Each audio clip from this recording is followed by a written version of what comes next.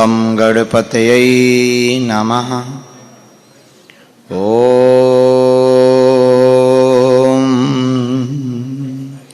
बागेश्वराय नमः। ॐ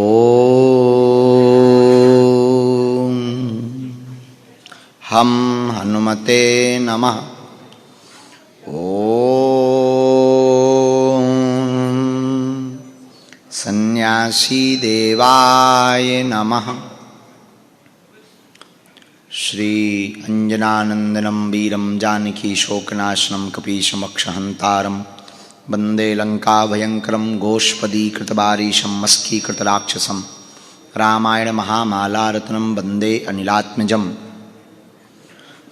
रामाय रामभद्राय रामचंद्राय वेदसे रघुनाथाय नाथाय श्री सीतायापतये नमः।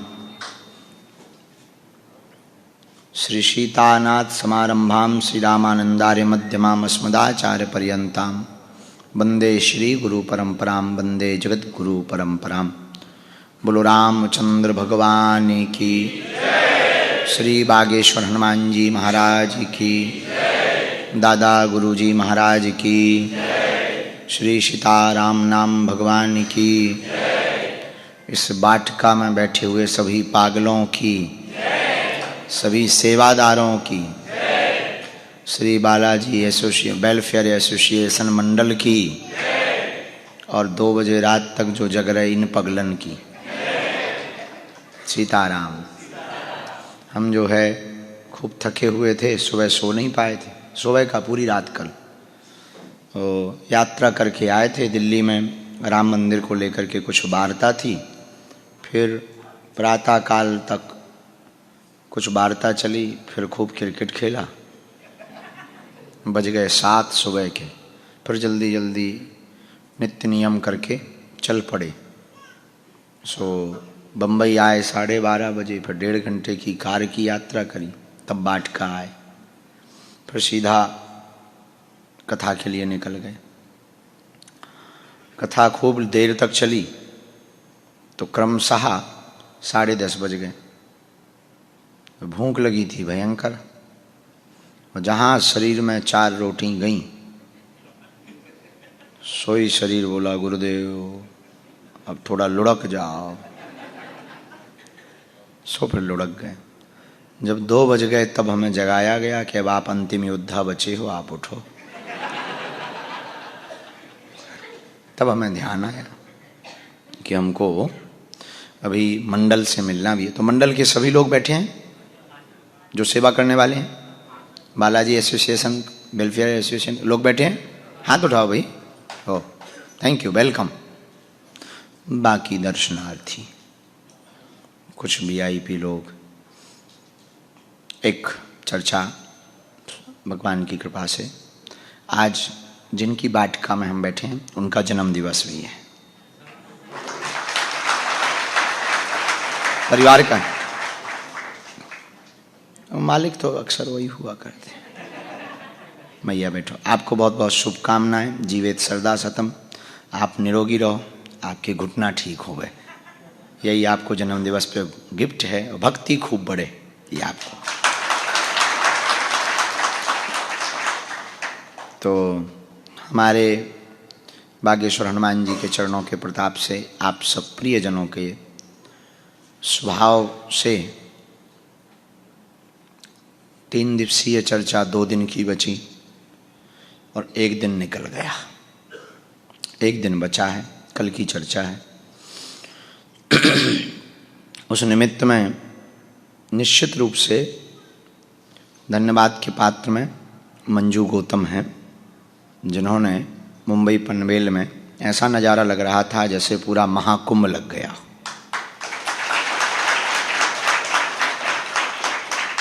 और इसका पूरा लाभ वाटिका वालों ने लिया। उन्होंने ऐसी चाल चली कि ना तो उन्हें प्रचार के लिए होर्डिंग लगाने पड़े, वाटिका को जो कल तक लोग नहीं जानते थे वो घूम घूम के यहाँ आ रहे।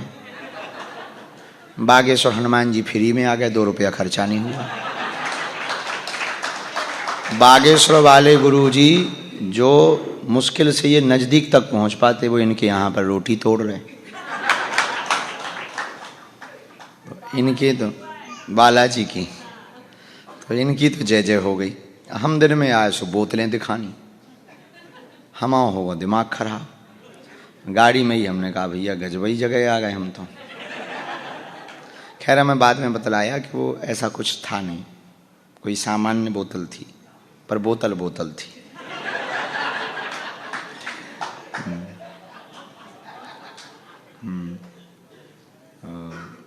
खूब आनंद आ रहा। अब हमने सो लिया तो हमें बहुत सुख भी मिल रहा, और हमारा पूरा मंडल और सो लेने के बाद हमारी बैटरी खूब चार्ज हो जाती है। और हमारा पूरा मंडल बालाजी वेलफेयर एसोसिएशन के सभी गिलहरी की भूमिका निभाने वाले लोग भी बैठे हैं। दिन भर मेहनत की, रात को भी खूब प्रसाद पाया आप लोगों ने, ठीक है। और एक बड़ी दो अद्भुत बातें हैं, उन चर्चाओं को स्पर्श करके फिर सामूहिक अर्जी लगाएंगे।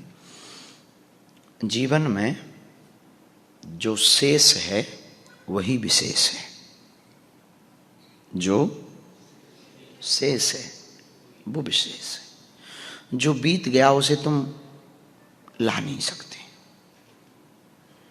उस पर आप टाइम बर्बाद के अलावा कुछ नहीं कर सकते। जो घटना घट चुकी उसको ठीक नहीं कर सकते, उससे ठीक बड़ी अच्छी लकीर खींच सकते। आपने जो जीवन व्यर्थ गवाया भक्ति के बिन, स्पिरिचुअलिटी के बिन, अध्यात्म के बिन, गुरु के बिन, गुरु मुख के बिन, वो बेफिजूला जीवन भी अगर कहा जाए। जीवन था, रस नहीं था, नीरस था।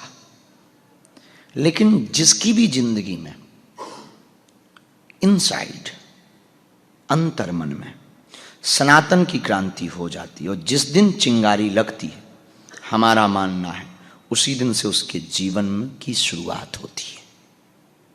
इसलिए जो आपका बीत गया वो शेष बीत गया, लेकिन अब जो शेष बचा है उसको आप इतना विशेष बनाइए कि भगवान भी मुस्कुराकर किसी रूप में आकर तुम्हें गले लगाने का मन करे।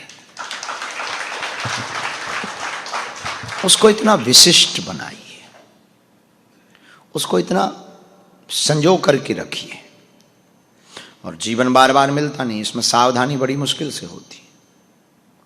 प्रायः हमारे पूज्य गुरुदेव कहते हैं, रात गवाई सोए कर दिवस गवाया खाए, हीरा जन्म अनमोल था कौड़ी बदले जाए।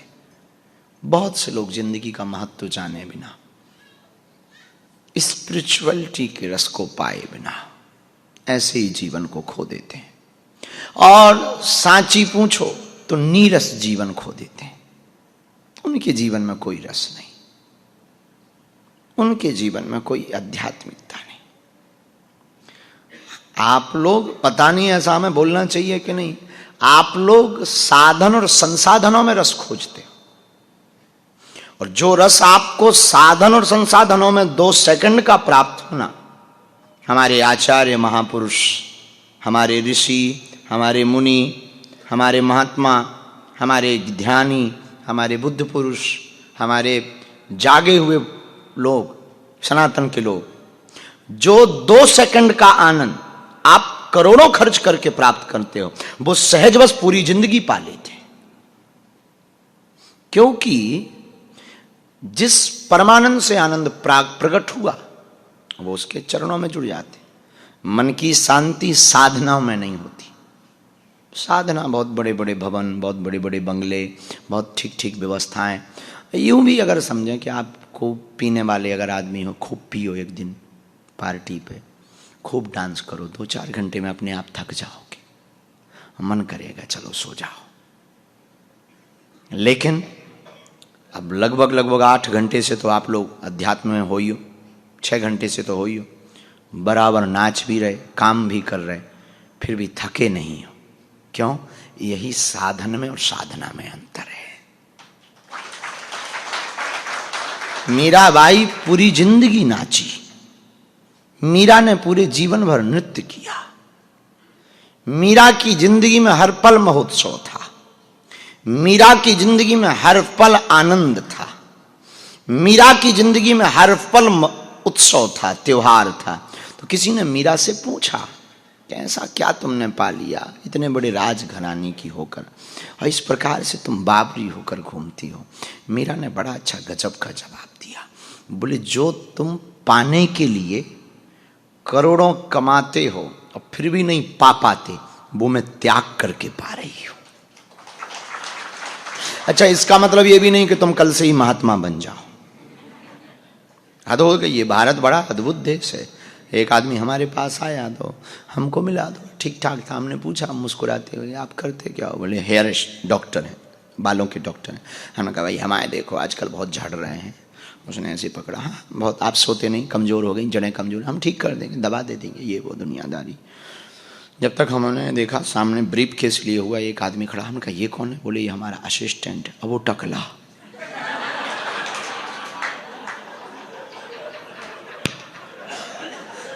हमने तुरंत कहा, पहले इन्हें ठीक करो, बाद में हमको ठीक करना।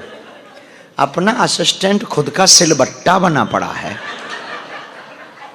एयरपोर्ट की रोड दिखाई पड़ रही है, हैं? दूर से चमक ऐसी है जैसे चांद की चांदनी चमक रही हो, हैं? जमानत जब्त तो हो गई वालों की, हाथ फेर दो तो फिसल जाएगा, और तुम हमारे बाल ठीक करने चले हो।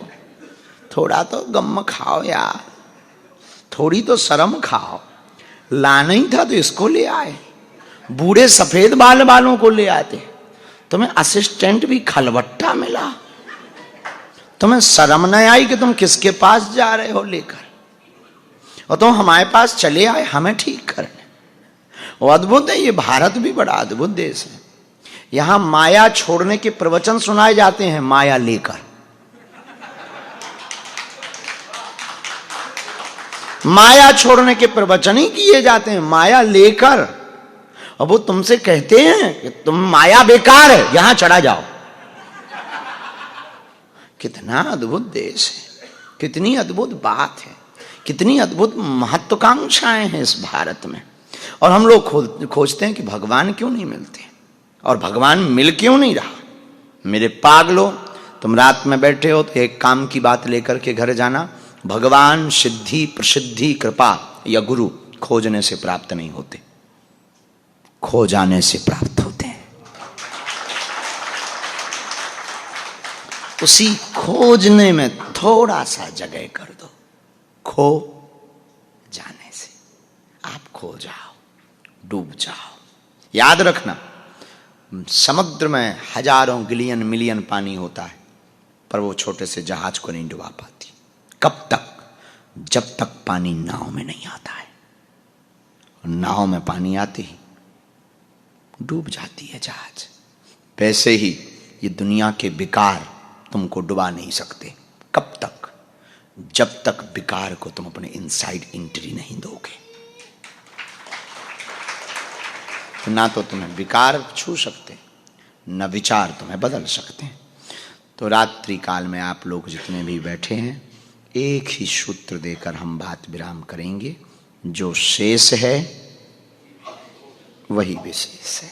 आपके पास जो समय बचा उसको बहुत बेहतरीन बनाओ, नीरस नहीं, रसमय बनाओ। रसमय होने के बाद फिर आप मुस्कुराएंगे सदा, फिर आप सिर्फ आनंद लूटेंगे। फिर तो नामदेव जैसी परिस्थिति हो जाएगी। नामदेव की झोपड़ी में आग लग गई और नामदेव को खबर मिली कि आग नहीं, ये तो परमात्मा आया है। गांव के लोग बचाने गए, कोई जो होता है गांव का काम, कोई पानी डाल रहा, कोई सामान निकल रहा, और नामदेव पटक रहा सामान, जल जाने दो। लोगों ने कहा, क्या मूर्ख आदमी है, झोपड़ी जल रही है, सामान जलते देखकर ठहाका लगा के हंस रहा। नामदेव कहता है, झोपड़ी मेरी हो तो मैं रोऊं, जिसने बनवाई थी वही आग लेकर के आ गया, वही आग बनकर चला रहा, तो क्या खाक चिंता करनी। और परिणामतः झोपड़ी जल गई, गांव वाले नाराज हो गए कि आज के बाद में इस आदमी की कोई सपोर्ट नहीं करना है, पागल आदमी है। और खैर दुनिया वालों को भगवान का भक्त पागल नजर आता। हाँ, ये बात अलग है कि भगवान के भक्त को दुनिया पागल नजर आती। दोनों को विरोधाभासी है। नामदेव का किसी ने सपोर्ट नहीं किया। 4-5 दिन ठंड का मौसम, बाहर बैठे वही विट्ठल विट्ठल विट्ठल पांडुरंगा विट्ठला। भगवान से नहीं रहा गया। भगवान गाड़ी पर कुछ कुछ सामान, छानी का, छानी जानते हो ना, झोपड़ी की छानी का सामान रखने लगे। घास फूस, लकड़ी, कुछ खप्पर। रुक्मणी जी ने पूछा कहाँ जा रहे हो? भगवान बोले आज तो मजदूरी करने जा रहे हैं। एक भाई साहब ने झोपड़ी जला ली, बनाने जा रहे हैं।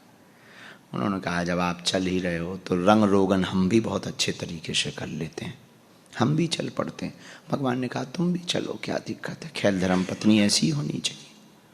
रुक्मणी मैया भी, भगवान भी आए, जो गाड़ी लेकर आए। नामदेव जी पेड़ के नीचे बैठे, विट्ठल विट्ठल पांडुरंग विट्ठला, पांडुरंग विट्ठला।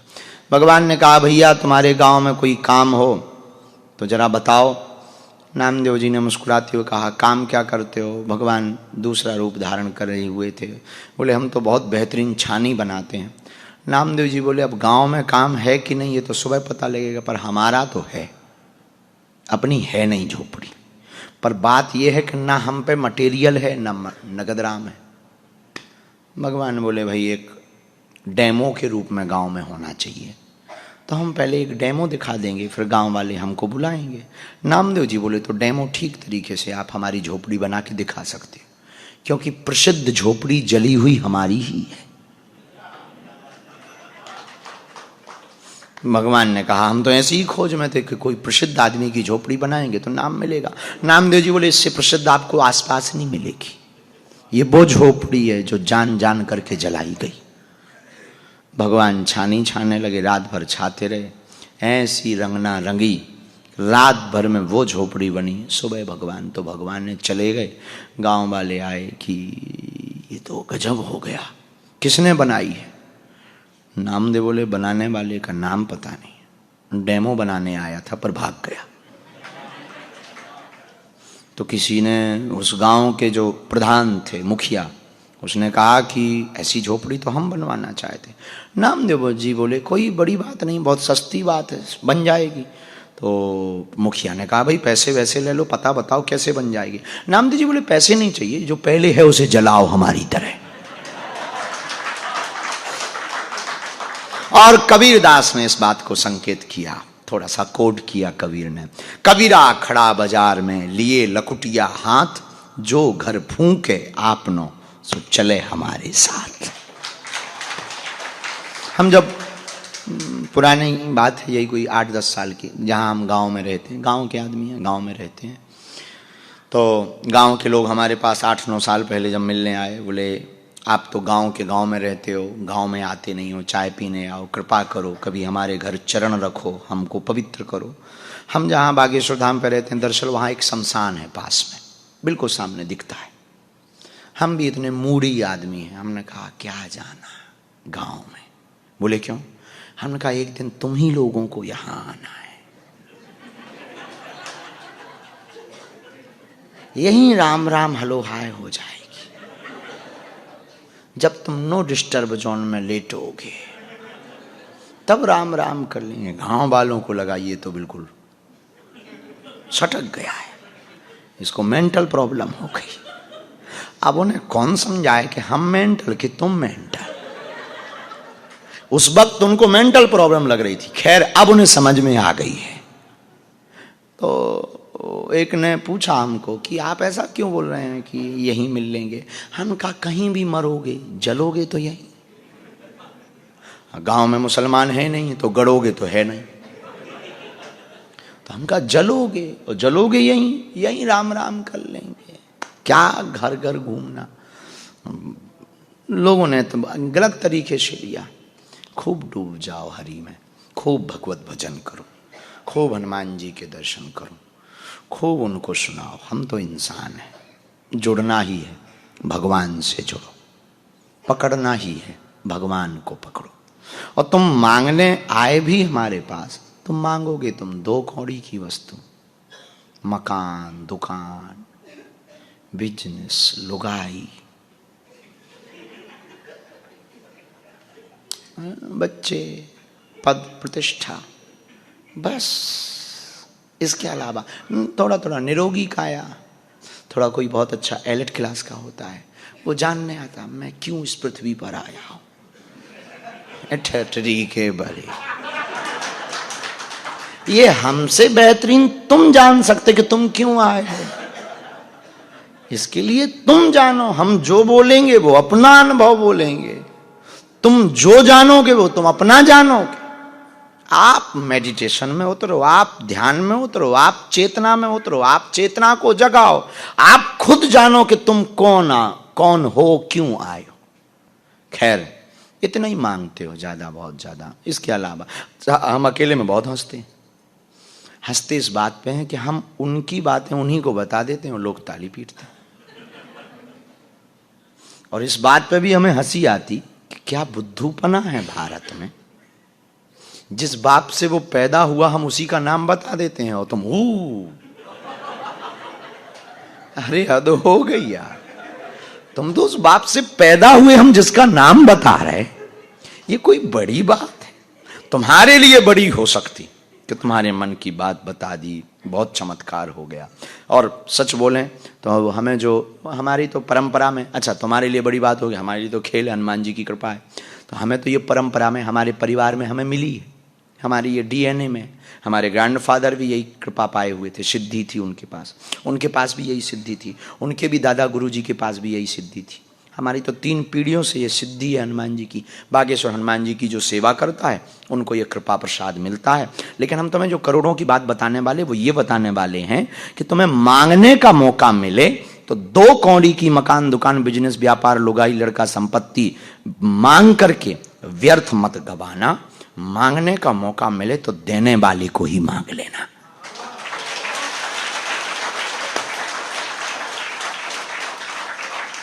और अगर आप हनुमान जी को मांग लोगे, बैंक अपने बाप का तो एटीएम किस काम का। हनुमान जी अपने होंगे तो फिर किस बात की चिंता। हमारे साथ श्री रघुनाथ तो किस बात की शरण में रख दिया जब माथ, तो किस बात की चिंता, फिर किस बात की चिंता। इसलिए आपको जुड़ना ही है तो हमसे मत जुड़ो। हम एक माध्यम हैं, हनुमान जी साधन है, हनुमान जी सिद्धि है, हनुमान जी साधक हैं। और चारों युग परिताप तुम्हारा है परिसिद्ध, इनसे जुड़ो।